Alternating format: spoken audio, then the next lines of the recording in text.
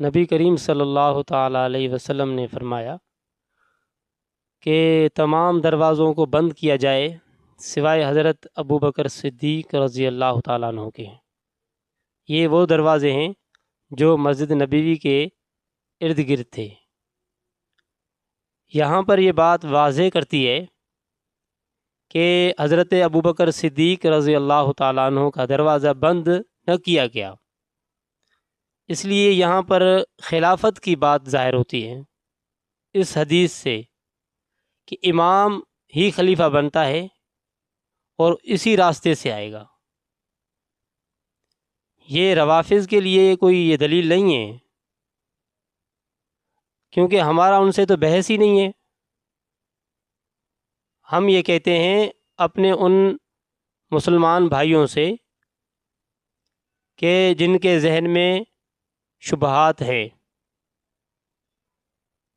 یہاں پر نبی کریم صلی اللہ تعالیٰ علیہ وسلم نے جناب ابو بکر صدیق رضی اللہ تعالیٰ عنہ کو امامت کے لیے کھڑا کرنا، یہاں یہ بھی خلافت کی دلیل ہے،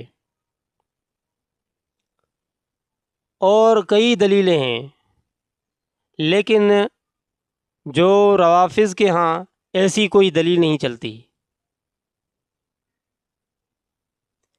کیونکہ وہ اول میں خلیفہ اول کے دشمن ہیں، اسی لیے وہ اس طرح کی دلیلوں کو نہیں لیتے۔ جب آپ علیہ السلام نے تمام مسجد کے دروازے بند کر دیے گئے تو آخر یہ دروازہ کیوں کھلا تھا؟ اس کی وجہ کیا تھی؟